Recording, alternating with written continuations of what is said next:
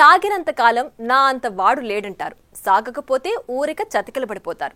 ఇది కుప్పం నియోజకవర్గం విషయంలో ఉమ్మడి చిత్తూరు జిల్లా అగ్రనేతలకు సరిగ్గా సరిపోయే నానుడి. కుప్పంలో వైసీపీ నేతలు అధికారంలో ఉన్నప్పుడు మామూలు హడావిడి చేయలేదు. చంద్రబాబు అడ్డుకున్నారు.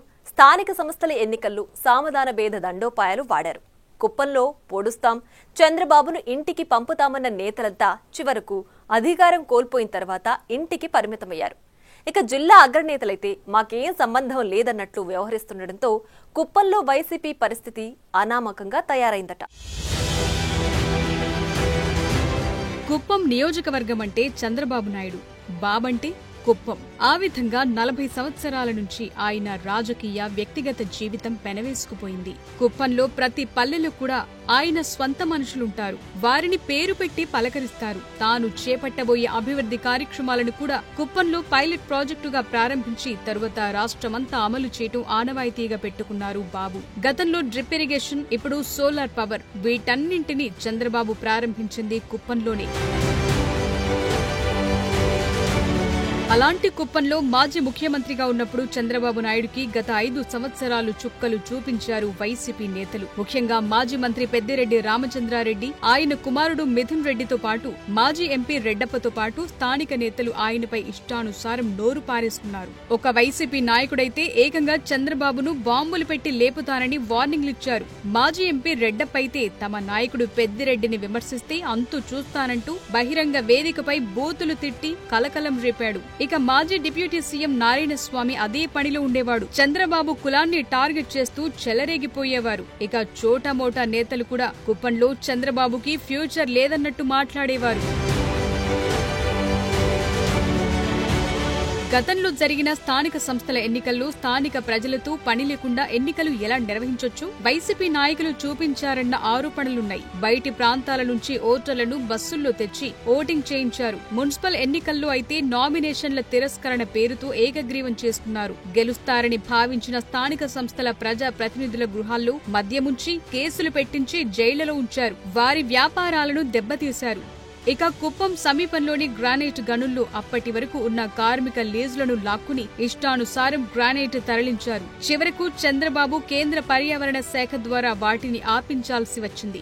ఆయనే క్వారీలను పరిశీలించారు. ఏకంగా ద్రావిడ యూనివర్సిటీ కాంపౌండ్ లో ఉన్న గ్రానైట్ కొండలను తవ్వారు. స్థానికంగా ఉన్న వనరుల దోపిడీ జరిగింది. దీంతో పాటు కులాల వారీగా ఓటర్ల విభజనను తెచ్చే ప్రయత్నం చేశారు. మాజీ మంత్రి పెద్దిరెడ్డి రామచంద్రారెడ్డి కుప్పం కేంద్రంగా నడిపిన రాజకీయం రాష్ట్రం మొత్తం సంచలనంగా మారింది. చిరకాల ప్రత్యర్థి చంద్రబాబును ఎలాగైనా ఓడించాలని అధికారాన్ని అడ్డం పెట్టుకుని పెద్దిరెడ్డి పండిన వ్యూహాలు ఇప్పటికీ చర్చల్లో నలుగుతూనే ఉంటాయి. పెద్దిరెడ్డి అండతో కుప్పం వైసీపీ నేతలు సైతం తమ్ముళ్లకు చుక్కలు చూపించి పంచాయతీ ఎన్నికల నుండి మున్సిపల్ పోరు వరకు వైసీపీ జెండాను ఎగురవేసేలా చేశారు. చివరకు చంద్రబాబు కుప్పంలో అడుగు పెట్టడానికి కూడా తీవ్రమైనటువంటి ఇబ్బందులు పడి రోడ్డు మీద కూర్చొని సొంత నియోజకవర్గంలోనే తొలిసారి ధర్నా చేయాల్సిన పరిస్థితి ఏర్పడింది. ఇక చంద్రబాబు వచ్చిన ప్రతిసారి రాళ్లదాడులు, ఘర్షణలు కుప్పంలో కామన్ గా మారాయి. అయితే గత ఎన్నికల్లో పెద్దిరెడ్డి రచించిన వ్యూహాలు బెడిసికొట్టడంతో ఎప్పటిలాగానే కుప్పం ప్రజలు చంద్రబాబును 8వ ఎమ్మెల్యేగా గెలిపించారు. ఇక అక్కడ్నుంచి కుప్పంలో పరిస్థితులు మారిపోయాయి. చాలా మంది స్థానిక వైసీపీ నేతలు నియోజకవర్గం నుంచి బెంగుళూరుకు వలసపోయారు. పోతే మరికొద్ది మంది సైలెంట్ అయ్యారు.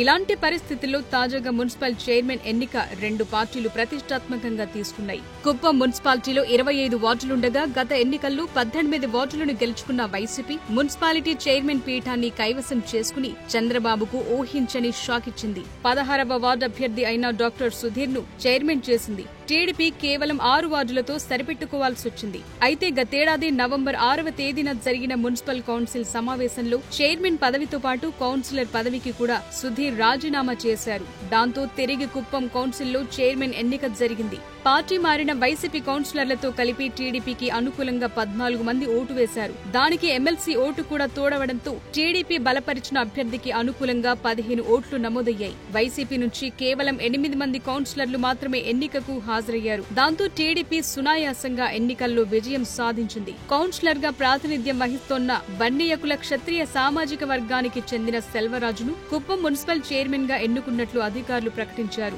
అయితే ఎన్నిక ముందు వరకు సై అంటే సై అన్న వైసీపీ నేతలు చివరికొచ్చేసరికి చేతులెత్తేయటంతో నవ్వుల పాలయ్యారు. 4 కౌన్సిలర్లైతే చివరి నిమిషంలో వైసీపీకి షాక్ ఇచ్చి టీడీపీకి జై కొట్టారు.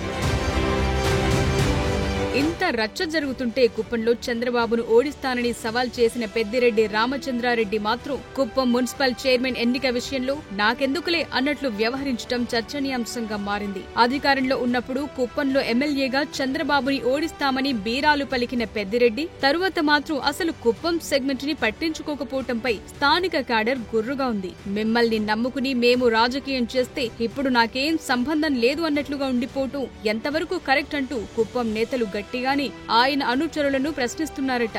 ఇక టీడీపీ నేతలైతే మరో అడుగు ముందుకేసి పెద్దిరెడ్డిని బహిరంగంగానే టార్గెట్ చేస్తున్నారు. అధికారంలో ఉన్నప్పుడు పుంగనూరు కంటే కుప్పంలోనే ఎక్కువగా తిరిగిన పెద్దిరెడ్డి ఇప్పుడు ఈ పక్కకు రావటానికి భయపడుతున్నారని తెలుగు తమ్ముళ్లు ఎద్దేవా చేస్తున్నారు. అయితే కొద్దిమంది సీనియర్ నేతలు మాత్రం పెద్దిరెడ్డి కుప్పం మున్సిపల్ చైర్మన్ ఎన్నిక సమయంలో బయటకు రాకపోయినా మొత్తం వ్యవహారం గమనించారని, ఎవరి మాటలు ఎలా ఉన్నా కుప్పం వైసీపీ క్యాడర్ మాత్రం మా పెద్దాయన ఎక్కడా అంటూ గట్టిగానే నిలదీస్తున్నారట. మరి చూడాలి పెద్దిరెడ్డి మళ్లీ కుప్పం రాజకీయాల్లో వేలు పెడతారో లేదో.